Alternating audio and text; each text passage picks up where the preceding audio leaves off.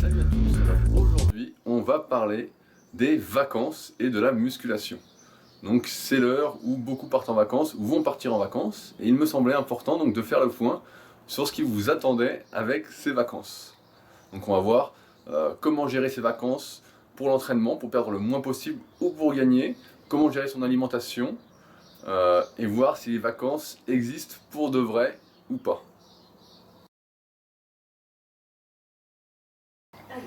Alors on va commencer fort, je suis désolé de vous le dire, ce n'est pas moi qui fais les règles, donc ne me blâmez pas, les vacances n'existent pas. Effectivement, même si mentalement on pourrait dire qu'on peut décompresser, ça se discute, physiquement ça n'existe pas. Tout ce que nous faisons chaque jour, que ce soit l'entraînement, que ce soit les activités quotidiennes comme travailler, marcher, réfléchir, et tout ce que nous mangeons va influencer notre physique, notre progression, donc notre prise de muscle, notre prise de gras ou notre perte de gras, au choix si on fait les choses correctement et qu'on est au régime. Donc on va influencer notre corps et le faire évoluer vers une bonne façon, notre objectif, ou à l'inverse, pas là où on veut. Donc pareil, je sais que beaucoup aiment se dire que par exemple le week-end c'est repos, que nous avons besoin de repos. Donc cela se conçoit très bien d'un point de vue de l'entraînement. Si en fonction de vos capacités de récupération, vous avez besoin de 2 jours de repos le week-end pour progresser et mieux réattaquer la semaine. Mais par exemple d'un point de vue alimentaire, faire des écarts le week-end et se dire voilà aujourd'hui je mange n'importe quoi, c'est quartier libre et ça ne va pas compter sur ma progression, cela est faux malheureusement. Chaque erreur que nous faisons, donc que ce soit sur l'alimentation ou sur l'entraînement, nous allons le payer un jour ou l'autre. Et c'est pourquoi donc les vacances n'existent pas vraiment, pas du tout, même pour notre corps, pour nos objectifs. Rester inactif et ne rien faire est sans doute la pire chose qui puisse exister lorsque l'on désire progresser et avancer. Car notre corps, comme je vous l'ai dit, est en perpétuelle évolution, adaptation par rapport à ce que nous faisons chaque jour.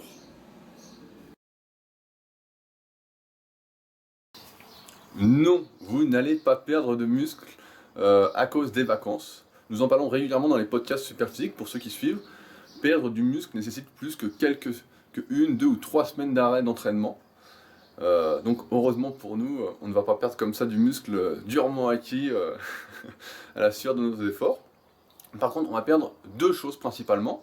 La première, ce sont une partie de nos réserves énergétiques, c'est-à-dire notre glycogène musculaire, nos réserves d'énergie dans les muscles, car comme nous allons faire moins de sport et donc nous reposer, c'est le principe des vacances, presque rien faire moins de sport, moins de musculation, nous allons perdre une partie des réserves énergétiques et donc nous allons dégonfler entre guillemets un peu visuellement, sachant que le glycogène musculaire représente entre 3 et 5% de la taille globale du muscle, donc cela reste quand même assez limité.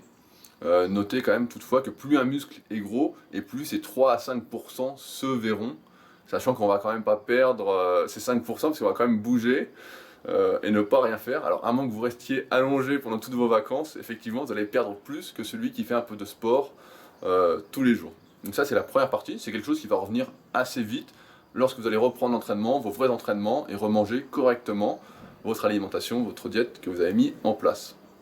La deuxième perte qui va arriver, donc c'est vraiment en fonction des personnes, plus ou moins rapidement comme d'habitude, c'est une perte d'efficacité entre guillemets nerveuse, c'est-à-dire que vous allez perdre en technique sur vos exercices comme si vous reveniez un peu à un stade de débutant.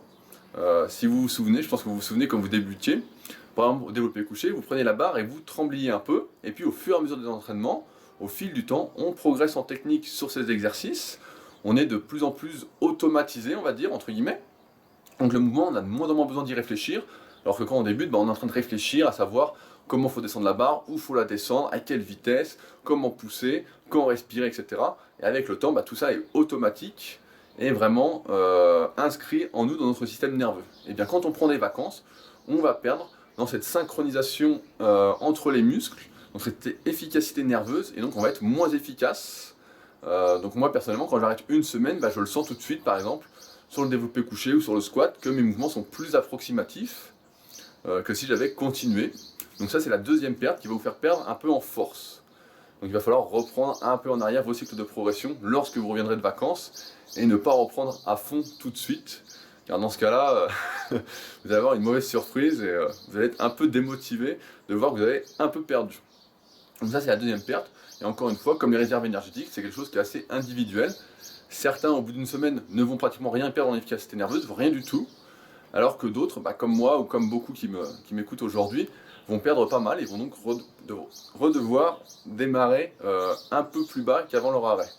Et donc c'est les deux seules choses que vous allez perdre et qui sont pas très importantes, qui reviennent très très vite. Les réserves énergétiques, en 10 jours c'est revenu, et l'efficacité nerveuse, on peut dire la synchronisation entre les muscles, la technique d'exécution sur les exercices, va revenir aussi assez rapidement en 1 à 2 semaines maximum, si vous avez pris 1 semaine ou 2 de vacances.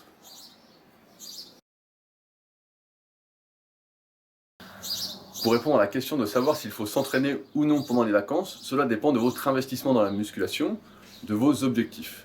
Donc si la musculation est une passion et que c'est un peu une raison de vivre, que s'entraîner est vraiment pour vous capital et de progresser aussi, il va évidemment falloir s'entraîner pendant vos vacances. Et à l'inverse, l'autre extrême, c'est si vous faites de la musculation juste pour vous faire plaisir, sans forcément être atteint par une non-progression ou par une régression, eh bien, il n'est pas primordial de s'entraîner en vacances, c'est pas très grave. Mais donc pour ceux qui veulent continuer à progresser dans leur cycle de progression, continuer à avancer, comme nous l'avons vu au tout début de cet article, les vacances n'existent pas pour le corps, à moins d'être surentraîné. Dans ce cas-là, il faut revoir tout son programme d'entraînement du début à la fin.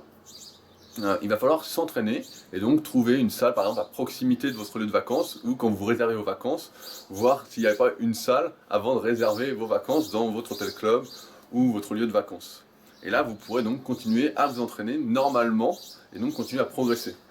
Pour les autres, ceux qui en ont un peu rien à foutre, on va dire, donc c'est pas très important, puisque comme vous le savez, comme je viens de vous l'expliquer, vous allez perdre un petit peu, mais rien de méchant. À titre d'exemple, personnellement, si j'arrête de m'entraîner pendant 1 semaine, il me faut à peu près 1 à 2 semaines pour revenir au niveau. Si je m'arrête 2 semaines, il me faut entre 2 et 3 semaines en plus pour revenir donc à mon niveau. Donc c'est-à-dire que si je m'arrête 2 semaines, en fait j'ai perdu à peu près 1 mois d'entraînement de progression. Mais une fois qu'on en est conscient, c'est pas très grave. Il suffit juste de l'assumer, puis on est au courant. Donc il n'y a pas trop de soucis particuliers. En même temps, je préciserai, souvent j'ai la question aussi, c'est voilà, je pars en vacances, il n'y a pas de matériel, et est-ce que je fais des dips, des tractions, des pompes, est-ce que ça va permettre de limiter ma perte, etc. La réponse c'est oui, seulement si dans votre programme d'entraînement habituel, il y a des tractions, des dips et des pompes, vous allez effectivement vous maintenir sur ces exercices, mais s'ils ne font pas partie de votre programme, cela ne va servir absolument à rien, puisque comme nous l'avons vu juste au-dessus, la technique d'exécution, le facteur nerveux entre guillemets, est très très important pour ne pas perdre, et donc pour progresser sur vos exercices. Et si vous ne faites pas vos exercices que vous faites habituellement lors de vos périodes d'entraînement, donc quand vous n'êtes pas en vacances, ça ne va pas avoir d'effet de faire ces exercices, et ça ne va pas limiter la perte de force et de réserve énergétique, sachant que l'entraînement sera plus limité. Enfin, il y a une dernière option, c'est que la musculation est entre ces deux extrêmes pour vous, et dans ce cas-là, vous pouvez essayer juste de vous maintenir pendant vos vacances en trouvant une salle pour faire, par exemple si vous partez 1 semaine, faire 1 à 2 séances en vous concentrant sur les exercices les plus importants de vos entraînements. Donc par exemple pour le développé couché vous faisiez 4 exercices, vous en faites plus qu'un seul ou 2. Pour les biceps vous en faisiez 2, vous en faites plus qu'un, etc. Et donc 1 à 2 séances par semaine en maintenant ce que vous faisiez, sans chercher à progresser, va suffire à maintenir toute votre force, toutes vos réserves énergétiques, et vous allez pouvoir continuer votre progression dès votre retour en France ou ailleurs, sachant, je ne sais pas où vous habitez. Donc voilà ce qu'il faut faire, suivant comment la musculation est importante pour vous et ce que vous désirez en obtenir.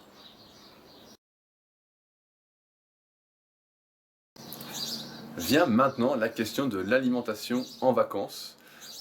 Donc mon conseil reste toujours le même. Si vous ne pouvez pas choisir ce que vous mangez, si vous ne pouvez pas faire vos courses, vous faire à manger, suivre votre diète en vacances, car c'est toujours mieux de suivre sa diète qui va dans le sens de cet objectif, dans le sens d'avancer, de progresser.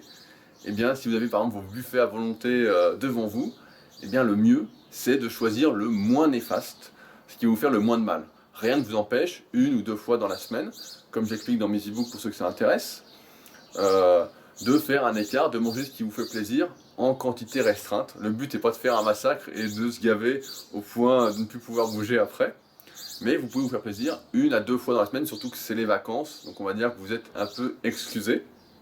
Et que cela de toute façon ne se verra pas vraiment si vous faites attention les jours suivants à votre alimentation au niveau des quantités et du choix des aliments. Donc c'est vraiment de faire le moins néfaste. Manger sain, c'est toujours mieux que de manger des saloperies, aussi bien pour la santé que pour ses muscles, etc. Donc c'est quand même voilà, contrôler les quantités et essayer de faire les bons choix. Enfin, est-ce qu'il faut prendre par exemple ces compléments alimentaires pendant qu'on est en vacances? C'est une question qui revient souvent aussi.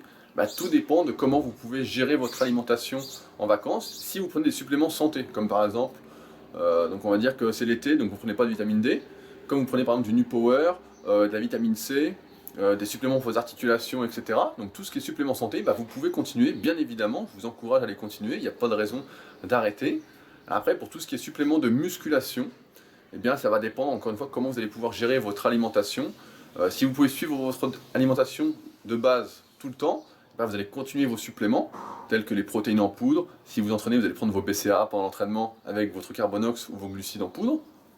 Si vous prenez de la créatine, vous allez continuer également. Il n'y a pas de raison particulière d'arrêter, sachant que ça a aussi des effets bénéfiques sur la santé.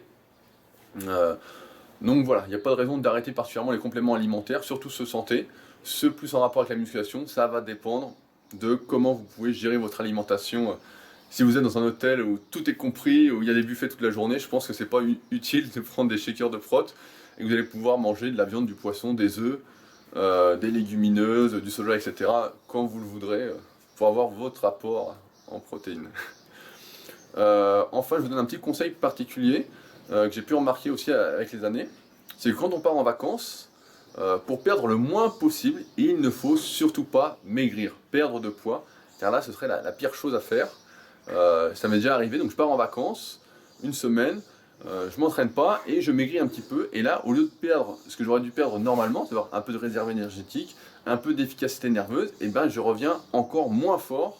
Et donc je perds plus de temps sur ma progression. Donc si vous êtes en vacances, et c'est là que les compléments alimentaires peuvent être utiles par exemple, si vous êtes en prise de masse, en pleine progression dans vos cycles, et que malheureusement vous ne pouvez pas vous entraîner en vacances, il n'y a pas de salle à proximité, pas de salle dans votre hôtel club, dans votre camping, etc. Eh bien je vous conseille de grossir, de prendre par exemple 500 grammes par semaine, afin de perdre le moins possible. Donc ça va maintenir une grosse partie de vos réserves énergétiques, ça va limiter la perte d'efficacité nerveuse, et vous allez revenir aussi fort qu'avant votre arrêt. Donc c'est quand même assez intéressant. Et c'est là qu'on voit par exemple, si vous ne pouvez pas manger comme vous voulez, prendre un gainer comme l'Instant Mass ou le Jumbo sur la boutique va pouvoir vous aider à maintenir et à grossir un petit peu, comme je vous le conseille.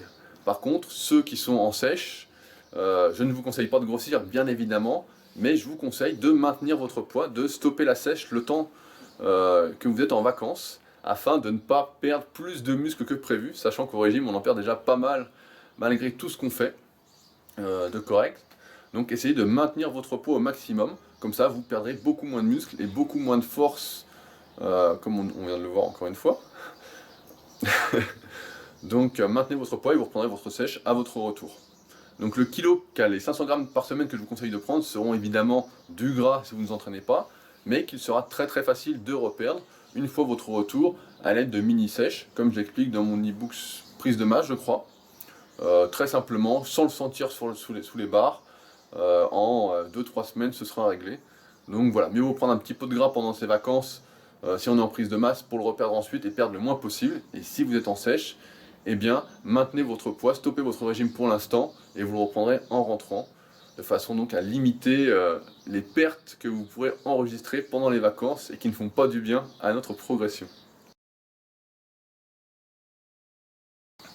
Voilà, j'espère vous avoir éclairé sur comment gérer vos vacances au mieux, d'un point de vue musculation. Donc j'espère que j'ai rien oublié. Si j'ai oublié quelque chose, vous n'hésitez pas à me poser vos questions juste en dessous de la vidéo sur YouTube ou juste en dessous de l'article sur Superphysique.